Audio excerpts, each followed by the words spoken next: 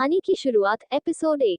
कहानी इंसानों की जिंदगी पर ही आधारित होती है। कुछ कहानी ऐसी होती है जिस वक्त वो हमारे साथ होती है तो हमें लगता है शायद ये नहीं होना चाहिए था, पर आगे चलकर हमें समझ में आता है कि जो होता है आखिर उसके पीछे एक वजह होती है, और वो वजह ही हमें जीवन में आगे बढ़ने के लिए काफी होता है। इसी तरह है मेरी ये कहानी, जो एक सिंपल सी लड़की से शुरू होती है जिसका नाम पूजा होता है। चूंकि वो एक मिडिल क्लास फैमिली से बिलोंग करती थी, इसीलिए उसके कोई अपना खास शौक नहीं था। वो अपनी पढ़ाई 12वीं तक पूरी कर चुकी थी और आगे की पढ़ाई पैसों की तंगी और अपनी बहन की पढ़ाई ना रुक जाए इस वजह से छोड़ दी और घर पर ही रहकर अपनी माँ के कामों में हाथ बटाने लगी। माँ हेतल मोदी और बाबा, जिनका नाम सुखदेव मोदी है, वो कोई बड़े आदमी नहीं बल्कि एक छोटे से कृषि थे जो दूसरों के खेतों में काम कर अपने घर को चलाया करते थे। पर वो अपनी दोनों बेटियों से बहुत ज्यादा प्यार करते थे और पूजा से तो कुछ ज्यादा ही, क्योंकि पूजा उनकी पहली पत्नी की बच्ची थी और सुहानी पूजा की सौतेली बहन, उसकी दूसरी पत्नी हेतल की बच्ची थी। चूंकि हेतल को जब से सुहानी हुई, वो दोनों बच्चियों के बीच में फर्क करना शुरू कर दी और धीरे धीरे ये फर्क इतना पड़ गया जिससे वो पूजा से नफरत करने लगी और हमेशा सुहानी को ही सारी चीजें देने लगी। ये बात धीरे धीरे सुखदेव को भी दिखाई देने लगी और जब वो अपनी बीवी को समझाने की कोशिश किया तो वो ड्रामा शुरू कर दी कि पूजा की वजह से ही आज भी उसके पापा उसे ताने मारते हैं। चूंकि ये सब पूजा नहीं चाहती थी, इसीलिए जहां तक बन पाता था वो अपनी माँ का खुद के साथ किए बर्ताव को अपने बाबा तक नहीं पहुंचने देती थी और सारी बात अपने तक ही रख लेती थी।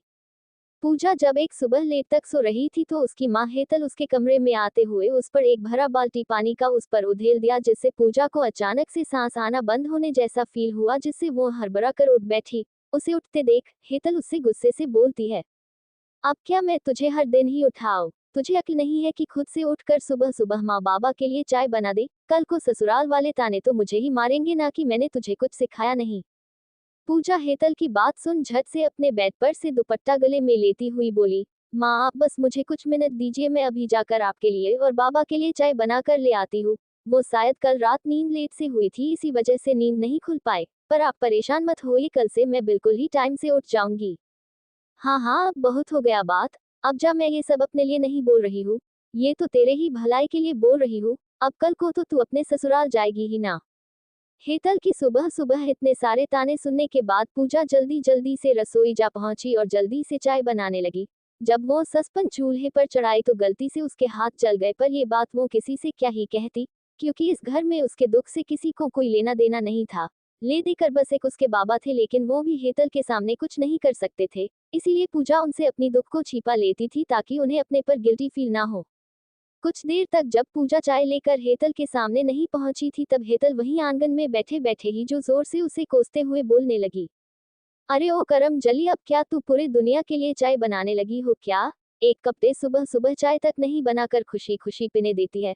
पहले तो महारानी को उठाओ और जब चाय बनाए जाए तो लगता है कि पूरे गांव का ही चाय बनाने लगी। मेरा सर चाय पिए बगैर फटा जा रहा है, पर ये तो अपने ही दुनिया में मग्न है। अरे कहाँ मर गई है? हेतल की पूजा को इतना कुछ जली कटी बातें कहते सुन सुखदेव से रहा नहीं गया और वो बोला, ये तुम हमेशा उस बच्ची को इतना कुछ क्यों सुनते रहती हो? एक तो हर दिन तुम उसे ही इतना सुबह सुबह चाय बनने के लिए उठा देती हो, ऊपर से उसे इतना ताने भी मारते रहती हो। हेतल अपने पति के टोकने पर फिर वही रोज की तरह अपनी नौटंकी शुरू कर रोने का नाटक करते हुए बोलने लगी, हाय हाय, मेरी तो तुमसे शादी करके किस्मत ही फूट गई। मैंने आज तक उसे अपनी बेटी समझा है, पर तुमने मुझे हमेशा इसी बात के लिए डांटा है कि मैं उसे ताने मारती हूँ। मैं क्या अपने स्वार्थ के लिए उसे कहती हूँ? अरे मैं तो हमेशा उसकी भलाई ही सोच बोलती हूँ। हाय हाय, मेरी तो नसीब ही फूट गया। पूजा जैसे ही हेतल की रोने की आवाज सुनी, झट से रसोई से चाय का 2 कप लाते हुए आ गई और हड़बड़ा कर बोली, क्या हुआ माँ? आप रो क्यों रही है? अरे ये सब तेरे ही कारण हो रहा है। पता नहीं कब तक मुझे इनसे बात सुनवाती रहेगी। एक तो तुम्हारे ही भले के बारे में सोचकर तुम्हें बोलूं, ऊपर से तुम्हारी ही वजह से इनकी बातें भी सुनूं। तू कब तक मेरे जिंदगी को ऐसे ही बर्बाद करोगी? पूजा हेतल की बात सुनते ही सुखदेव के पास जाते हुए कहती है, प्लीज बाबा, मैंने आपको कितनी बार कहा है कि आप माँ को मेरी वजह से मत डांटा कीजिए। वो तो मेरी भलाई के लिए ही ना मुझे डांटती है, पर आप मेरी बात समझते क्यों नहीं है?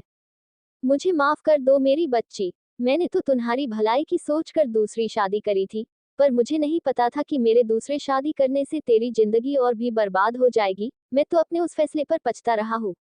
प्लीज बाबा, आप ऐसा माए कहिए। अरे वो भी तो मेरी माँ ही है ना, और फिर एक बहन भी है। हम ये औरत माँ कहलाने के लायक नहीं है। इसने ये साबित कर ही दिया कि सौतेली माँ सौतेली ही होती है। और वो सुहानी, वो तो तुम्हें अपनी बहन तक नहीं मानती है। पर इसमें उस बच्ची का भी कोई गलती नहीं है। शुरू से ही इस औरत ने उसके दिमाग में तुम्हारे खिलाफ इतने जहर घोले हैं जो वो तुम्हें बहन तो दूर तुम्हारे लिए अच्छा सोचती तक नहीं है। ये सब मुझे नहीं पता बाबा, मैं बस इतना जानती हूँ कि आप सब ही मेरी फैमिली है। फिर फैमिली में तो कभी कभी मनमुटाव चलता ही रहता है, इसमें कोई बड़ी बात नहीं है। आप ये सब बातें छोड़िए और ये लीजिए आपकी गर्मा गर्म अदरक वाली चाय। सुखदेव पूजा के कहने पर चाय लेकर वहां से चला गया और पूजा वहीं खड़ी अपने बाबा को अंदर ही अंदर रोते हुए देख दुखी हो जाती और झट से अपने कमरे में चली जाती है। वहां पर वो खुद में ही बातें करते हुए भगवान से प्रार्थना करते हुए कहती है, मैंने आज तक आपसे सिर्फ अपने परिवार वालों को खुश रखने के अलावा और कुछ भी नहीं मांगा है। भगवान जी प्लीज आप मेरी बात सुनते क्यों नहीं है।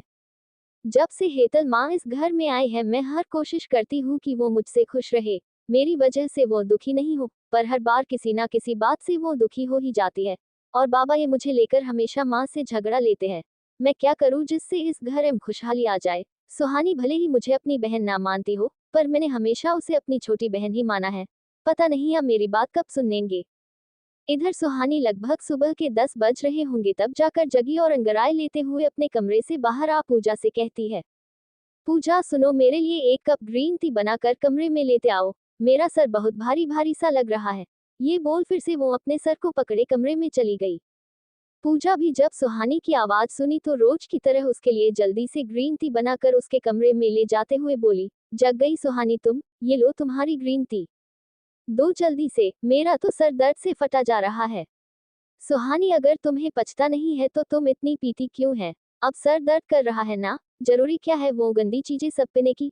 छोड़ दो वो सब पीना, वो सब तुम्हारे लिए सही नहीं है। ओह हेलो, तुम मुझे समझा रही हो, तुम्हारी इतनी औकात नहीं है कि तुम मुझे लेक्चर दो, समझी। तो अपने काम से मतलब रखो, ये सब हाई क्लास के लोगों की बातें होती है जो तुझे समझ में नहीं आने वाली। सो आगे से मुझे लेक्चर मत देना, और अब यहाँ से जाओ, मुझे अकेले रहना है। पूजा सुहानी की बातें सुन फिर भी उसे समझाने की नियत से बोली, सुहानी देखो मैं तुम्हारे भले के लिए ही कहती हूँ, ये सब सही नहीं है। और ये सब पी लेने से कोई हाई या लो क्लास का नहीं हो जाता है। ये सब बातें सिर्फ फालतू की है। देखो पूजा, मेरा सर पहले से ही काफी दर्द कर रहा है, ऊपर से तुम मेरा और पारा मत बढ़ाओ। इससे पहले कि मैं माँ को बुलाऊं और वो आकर तुम्हें अच्छे से ज्ञान दे दे, चुपचाप यहाँ से निकलो। जब पूजा ने देखा कि इस वक्त सुहानी की तबीयत सही नहीं है तो वो उसे बिना ज्यादा परेशान किए बोली, अच्छा अच्छा तुम गुस्सा मत हो, मैं जा रही हूँ और तुम आराम करो, कुछ देर में सर का दर्द कम हो जाएगा। पूजा वहां से निकल गई और जल्दी से रसोई में जाकर दोपहर का खाना बनाने लगी, क्योंकि वो जानती थी अगर खाना खाने के समय जरा सी भी खाने में देरी हुई तो माँ बहुत ज्यादा गुस्सा करेगी और फिर तमाशा हो जाएगा, जो कि वो बिल्कुल भी नहीं चाहती थी। पर हर दिन कुछ ना कुछ वजह से घर में क्लेश हो ही जाता था, जिससे वो तंग आ चुकी थी। फिर भी सभी को खुश रखने की निरंतर कोशिश किए ही जा रही थी।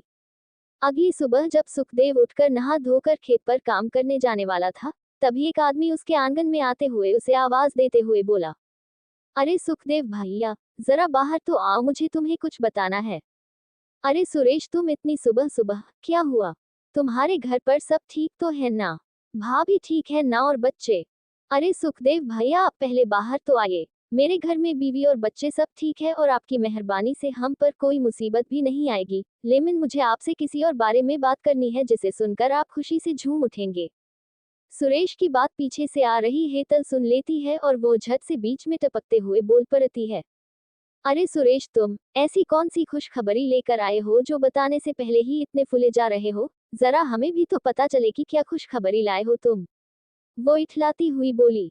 हेतल की बात सुनकर सुरेश बोला, हाँ हाँ भाभी, बताता हूँ, जरा एक गिलास पानी तो पिला दो, इतनी सुबह सुबह इतनी बड़ी खुशखबरी लेकर जो आया हूँ। हेतल मन ही मन चिढ़ते हुए बोली, ये भी ना अपनी बात बताने से पहले इतना नौटंकी किए जा रहा है। अब महाराज को पानी पिलाओ, खुद के घर से पीकर नहीं आया था ये कमबख्त। फिर झूठी मुस्कुराहट अपने चेहरे पर बिखेरी हुई बोली, हाँ हाँ क्यों नहीं, अभी पिलाती हूँ पानी। ये बोल वो पूजा को आवाज देते हुए बोली, पूजा, अरे ओ पूजा, जरा एक गिलास पानी लेकर आना। हेतल की बात सुन पूजा रसोई से पूरे पसीना में भींगे हुए से हाथ में गिलास का पानी लिए दौड़ती हुई बाहर आते हुए पानी का गिलास हेतल की तरफ बढ़ा बोली, ये लीजिए माँ पानी। अरे मुझे प्यास थोड़ी ना लगी है जो तू मुझे पानी का गिलास दिए जा रही हो। इस सुरेश को पानी पीनी है, उसे दे दो। पूजा हेतल के कहने पर पानी का गिलास देते हुए सुरेश से बोली, लीजिए चाचा जी पानी, आप बैठिए ना, मैं आपके लिए चाय बना कर लाती हूँ। अरे पूजा बिटिया, हमें चाय नहीं पीनी है, वो तो पानी पीने का मन किया सो मांग कर पी लिए। वैसे मुझे तुम्हारे बारे में ही सुखदेव भैया को कुछ बताना था, अच्छा किया जो तुम भी यहाँ पर आ गई। पूजा सुरेश की बात सुन मन ही मन कंफ्यूज होते हुए बोली, सुरेश चाचा मेरे बारे में बाबा से क्या बात करने आए होंगे, मैंने क्या किया है? ये सब सोच वो थोड़ा परेशान सी हो गई और बोली, मेरे बारे में क्या बात है, चाचा जी बताइए ना। अच्छा, तू कहीं की रानी या महारानी है जो तेरे कहने पर ही बताएगा, और कोई जरूरत नहीं है तुझे यहाँ खड़े रहने की, जाकर रसोई में अपना काम कर, यहाँ का हम देख लेंगे। और सुरेश अब बहुत हो गया, अगर तुझे बात बतानी है तो बता, वरना मुझे और भी बहुत सारे काम है, और इन्हें भी खेतों पर जाना है। हेतल को चिड़चिड़ाए देख सुरेश बोल पड़ा, अच्छा अच्छा भाभी जी बताता हूँ, आप गुस्सा मत होइए। अरे भाभी जी, वो आज सुबह जब डाक बाबू हमारे घर चिट्ठी देने आए थे ना, तब उन्होंने ही हमें बताया कि अपनी पूजा बिटिया के लिए उनके पास एक बहुत ही बड़े घराने का रिश्ता है। सुरेश की ये बात सुनते ही हेतल तो जल भून कर राख सी हो गई और चिढ़ने की वजह से उसके मुंह से अनायास निकल पड़ा, क्या? पर उसके लिए बड़े घर से रिश्ता कैसे आ सकता है? हेतल के मुंह से ये बात सुन सुरेश उसके चेहरे को देखने लगता है। तभी सुखदेव कहता है, क्यों नहीं आ सकता है मेरी बेटी के लिए बड़े घर का रिश्ता? सुखदेव की बात सुनने के बाद हेतल जरा अपने संस में वापस आ जाती है और अपने पैसारे रायते को समेटते हुए झूठी मुस्कुराहट के साथ कहती है, मेरे कहने का मतलब है कि ऐसे कैसे हम किसी का रिश्ता अपने पूजा बेटी के लिए हामी भर देंगे? अरे क्या भरोसा वो लोग कैसे होंगे? सिर्फ बड़ा नाम होने से थोड़ी ना कोई हो जाता है बड़े घर। अरे नहीं भाभी जी, ऐसा कुछ भी नहीं है, ये लोग सच में बहुत अच्छे हैं और धनी भी। सुरेश की बातों को सुन सुखदेव जी बोल पड़े, सुरेश तू उसे छोड़, तू मुझे बता ना कौन है ये लोग? भैया जी, वो दिल्ली में जो बिरला कंपनी है ना, उसका नाम तो सुना ही होगा आपने। हाँ हाँ, वही ना, जिसका प्रचार टीवी सब में आते रहता है। सहा भैया जी, वही बिरला कंपनी, उसी के मालिक के बेटे का रिश्ता आया है अपनी पूजा बिटिया के लिए। मेरी बात सुनो जी, ये सब बस ऐसे ही आपको भ्रमित करने के चोचले हैं सबके, ये सब कुछ नहीं होने वाला है। अरे कहाँ वो लोग और कहाँ हम लोग, हम लोगों की क्या बराबरी जो ये सपने भी देखे? सुखदेव अपनी पत्नी की बात सुनकर कुछ देर सोचने के बाद बोला, वैसे बात तो तुम सही ही बोल रही हो, हम लोगों की कोई बराबरी नहीं है तो फिर वो लोग हमारी बेटी से शादी क्यों करेंगे? अभी सुखदेव यही बोल ही रहा था कि तभी डाक बाबू दरवाजे से आंगन आते हुए बोले, अरे क्यों नहीं करेंगे हमारी पूजा से शादी? अरे उनके बेटे की तो किस्मत सुधर जाएंगी हमारी जैसी बच्ची पाकर, आखिर क्या कमी है पूजा बिटिया में जो वो नहीं करना चाहेंगे? डाक बाबू को देख सुखदेव जी बोल पड़े, अरे डाक बाबू आप यहाँ आइए ना। देखो सुखदेव, ये सब अचानक से सुनकर मैं जानता हूँ तुम्हें थोड़ा सा शौक लगा है, और ये बात इतनी आसानी से विश्वास करने लायक भी नहीं है जिस पर तुम यकीन कर लो, पर ये बात बिल्कुल सच है।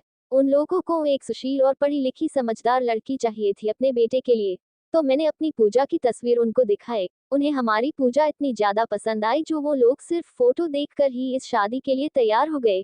अब बस हमें तुमसे बात करने के लिए भेजा है। पूजा चुपके से एक कोने से ये सारी बात सुन रही थी। जैसे ही वो अपनी शादी की बात सुनी तो एक पल के लिए तो वो बहुत ज्यादा डर गई कि अब वो अपनी परिवार से बहुत दूर हो जाएगी, पर कहीं ना कहीं वो ये बात भी जानती थी कि आज ना कल तो उसकी शादी होनी ही है, और फिर अगर इस शादी से उसके बाबा को खुशी मिलती है तो उसे शादी करने में कोई दिक्कत नहीं है। और ये सोच वो आगे की बिना बात सुने ही अपने मन को समझाकर वहां से रसोई के लिए चली गई। पर डाक बाबू, वो लोग दिल्ली के रहने वाले हैं और हम लोग इस छोटे से गांव के, हम अपनी बेटी को अपने से इतना दूर कैसे भेज सकते हैं? अरे सुखदेव, तुम ये क्यों नहीं सोचते हो कि तुम्हारी बेटी का रिश्ता इतना अच्छे और बड़े खानदान में होने जा रहा है? अगर एक बार वो उस घर की बहू बन गई तो आगे चलकर तुम्हारी दूसरी बेटी भी अच्छे घर में सेट हो जाएगी। हेतल अपनी बेटी की भलाई सुनकर झट से इस शादी के खिलाफ होने की बजाय इस शादी के पक्ष में आते हुए बोली, अरे जी आप भी ना, ठीक ही तो कह रहे हैं डाक बाबू, ये रिश्ता खुद चलकर हमारे घर आया है, इसे कबूल ना करके हम अपने किस्मत पर कुल्हाड़ी मारेंगे?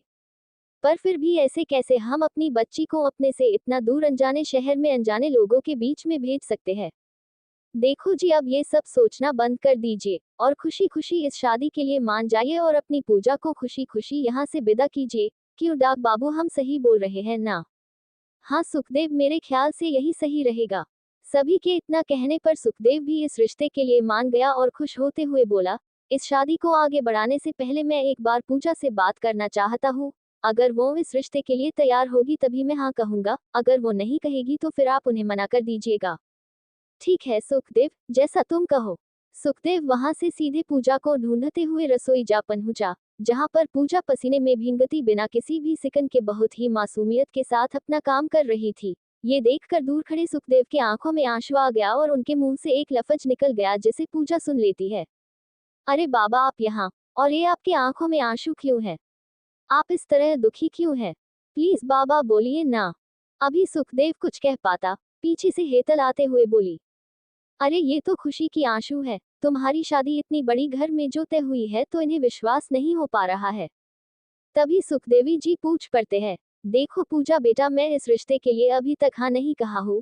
मैं जानना चाहता हूँ कि क्या तुम इस रिश्ते के लिए तैयार हो, क्योंकि मैं अपनी बिटिया से बहुत बहुत ज्यादा प्यार करता हूँ, और मैं नहीं चाहता हूँ कि तुम इस फैसले को सिर्फ सभी की खुशी के लिए लो, बल्कि तुम अपने लिए लो ताकि आने वाले कल में तुम खुश रह सको बेटा। सुखदेव की बात हेतल को जरा भी नहीं भा रही थी। उसे डर था कहीं सुखदेव के इतना समझाने पर पूजा इस रिश्ते के लिए मना ना कर दे। अरे वो इस रिश्ते को किसी भी कीमत पर हाथ से छोड़ना नहीं चाहती थी। आखिर डाक बाबू ने उसके बेटी की फायदा जो बता दिया था, इसीलिए पूजा कहीं मना ना कर दे। वो झट से अपनी नौटंकी चालू करते हुए बोली, हाँ पूजा बेटी, भले ही इस रिश्ते से तुम्हारे साथ साथ तुम्हारे परिवार वाले का भी दिन सुधर जाएगा, पर तुम फिर भी सोच समझ कर ही फैसला लेना। आखिर ये तुम्हारी जिंदगी है और हम लोग तुम्हें बोलने वाले कोई नहीं होते हैं। हेतल की बात सुनने के बाद पूजा उसके पास जाते हुए बोली, नहीं माँ, आप मेरी माँ हो और आप हमें पूरे अधिकार के साथ कुछ भी बोल सकती है। और बाबा रही बात इस रिश्ते की, तो जिस रिश्ते ने सबके चेहरे पर इतनी खुशी ला दी है तो सचमुच ये अच्छा ही होगा मेरे लिए। वैसे भी मुझे आप सब पर पूरा भरोसा है। आप सभी मेरे लिए कभी कोई गलती कर ही नहीं सकते हो। अगर आपने ये रिश्ता मेरे लिए चुना है तो सही ही होगा। मैं इस शादी के लिए तैयार हूँ, और बाबा आप ये मत सोचिए कि मैं ये सब सिर्फ आपके खुशी के लिए कर रही हूँ, बल्कि मैं भी खुश हूँ सच्ची में। पूजा की बातें सुनकर एक तरह मन ही मन हेतल का मन खुशी से फूले जा रहा था और वो मन में ही बोले जा रही थी, अरे वाह चलो अब ये तो मान गई, अब जाकर मैं उस घर में अपनी बेटी को भी घुसा दूंगी। बस एक बार सिर्फ ये शादी बिना किसी विघ्न के निपट जाए, फिर तो मजा ही आ जाएगा। मैं आज बहुत खुश हूँ बेटा। तुम जानती हो ये लोग बहुत बड़े घराने के हैं और इनको तुम फोटो देखकर ही पसंद आ गई। नहीं तो कहाँ वो लोग और कहाँ हम। जीती रहो, भगवान करे तुम्हें दुनिया की सारी खुशियां मिले। ये बोल सुखदेव वहां से चला गया और पीछे पीछे हेतल भी निकल गई। लेकिन पूजा वहीं खड़े खड़े खुद में ही बोली, मैं इस शादी के लिए कैसे हाँ नहीं कहती बाबा। आज पहली बार आपकी और माँ की सोच मेरे लिए एक जैसी है। आखिर माँ भी मेरे लिए भला ही चाहती है कि मेरी शादी किसी बड़े घर में हो, और जिस रिश्ते में आप दोनों की मर्जी शामिल हो उसे मैं कभी मना कर ही नहीं सकती हूँ। भले ही मुझे आप सबसे दूर ही क्यों ना जाना पड़े, कम से कम इस बात की तो तसल्ली रहेगी कि कम से कम जाते जाते ही सही माँ को कुछ खुशी तो दे पाए। ये बोलते ही उसके आंखों से आंसू छलक पड़े, पर वो उसके खुशी के आंसू थे। फिर वो उसे पोंछ अपने कामों में जुट गई। तभी सुहानी अपने कमरे से बाहर आते हुए हेतल से बोली, क्या मॉम, ये सुबह सुबह सबको क्या हो गया है? सब इतना हल्ला क्यों किए जा रहे हैं? मेरा सर दर्द कर रहा है। ऊपर से आप सभी का चिक चिक सुन मेरा मन भी पक गया। आखिर में यहाँ पर हो क्या रहा है? सुहानी को इतना रुडली बात करते सुन सुखदेव को बहुत गुस्सा आ गया और वो गुस्से से हेतल को बोला, और चढ़ाओ इसे सर पर। कल को तुम खुद को माथे पकड़कर रोगी देख लेना, वो भी इस लड़की की ही वजह से। अरे इसे तो अपने माँ बाप से कैसे बात करनी है वो तक तमीज नहीं है। बस हमेशा दिखावा वाली ही जिंदगी जीती रहती है और खुद को कहीं की रानी समझती है। अरे सुहानी अभी भी समय है, होश में आ जाओ, मेरी बात समझो। पोप आप फिर शुरू हो गए। मैंने आपको कितनी दफा समझाया है कि आप मुझे ये सुहानी मत बोला करे। मेरा नाम सू है, कॉल मी सू। कितना कूल लगता है ना सुनने में। क्या सू? अरे भाग्यवान क्या हो गया है इसे। इसे समझाओ कि अपने ख्याली दुनिया से बाहर निकले और सलित को समझने कोशिश करे। वैसे इसे भी बता दो कि इसके ही बहन की शादी होने वाली है कुछ दिनों में। सुखदेव की बातों को सुन हेतल बोल पड़ी, अरे आप मेरी बेटी पर हमेशा बरसते ही रहते हैं, कभी तो इसकी बात मान लिया कीजिए। अगर आप इसे सू ही बुलाएंगे तो इसमें कौन सी आपकी तिजोरी खाली हो जाएगी। तू गुस्सा मत हो मेरी बच्ची, चल मैं तेरा सर दबा देती हूँ, तुझे थोड़ा राहत मिल जाएगी। ओके मॉम, चलो। ये बोलकर सुहानी वहां से अपनी माँ के साथ फिर से कमरे में चली गई। उसके जाने के बाद सुखदेव अपने सर पर हाथ रखते हुए बोला, हे भगवान, आप इस दोनों नमूनों को थोड़ा अक्ल भी दे दीजिए, क्योंकि अक्ल तो इन दोनों के पास बहुत कम है। बस हमेशा फालतू के काम इनसे करवा लो, और तो कुछ कर नहीं सकते हैं। मेरी बेटी को भी उसने पूरा बिगाड़ कर रख दिया है। अब अगर मैं उसे समझाता हूँ तो उसे गुस्सा आ जाता है। इधर सुहानी जब अपने कमरे में पहुंचती है तो वो हेतल से कहती है, ये मॉम पोप क्या बोल रहे थे बाहर? उस पूजा की शादी हो रही है। हेतल ये बात सुन बहुत खुशी से बोली, अरे सु बेटा हाँ, उस करमजली से अब हमें छुटकारा मिल जाएगा। पर मॉम, उसकी शादी हो जाने से हमें कितना प्रॉब्लम होगी, कौन मुझे समय पर सारे सामान ला कर दिया करेगा? वो है तो घर का सारा काम कर देती है, अगर चली गई तो फिर सारा काम मुझे खुद ही करना पड़ेगा, मैं ये सब नहीं कह सकती हूँ। अरे बेटा, तू समझ नहीं रही है, तुझे क्या लगता है कि उसकी शादी होने से मैं जो खुश हूँ ये सब बस ऐसे ही है? अरे उसकी मौत पर भी मैं ना रोऊं जब तक मेरा कोई अपना फायदा ना हो उसमें, तो फिर ये तो उसकी शादी है। मॉम, मैं कुछ समझी नहीं, आप क्या बोलना चाह रहे हो, जरा साफ साफ बताओ।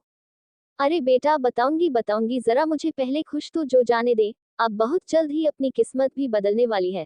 बहुत रह लिए हम लोग इस गरीबी में मर में के, अब तो हम लोग भी ऐसो आराम से अपनी लाइफ जिएंगे। बस कुछ दिनों का इंतजार और, लेकिन ये सब मुमकिन तभी हो पाएगा जब तू मेरे कहने के मुताबिक सारा काम करेगी, वरना हम सारी जिंदगी यहीं पर सड़कर मर जाएंगे, समझी? वो सब तक ठीक है मॉम, पर मुझे करना क्या होगा और आपके दिमाग में चल क्या रहा है वो तो बताइए, मैं कुछ समझ नहीं पा रही हूँ। सुन, तू तो जानती ही है कि वो बिरला कंपनी। हाँ मॉम, तो उससे क्या? अरे उसी कंपनी के मालिक के बेटे का रिश्ता आया है उस कर्मजली के लिए। क्या? बिरला कंपनी के मालिक के बेटे का रिश्ता, वो भी उस बेवकूफ पूजा के लिए? तो दोस्तों, आज के इस एपिसोड में बस यहीं तक। आगे की कहानी को हम अगले एपिसोड में सुनेंगे। आज के लिए दीजिए हमें जाने की इजाजत, और इसी तरह सुनते रहिए हमारे द्वारा लिखी स्टोरी पुनर्विवाह।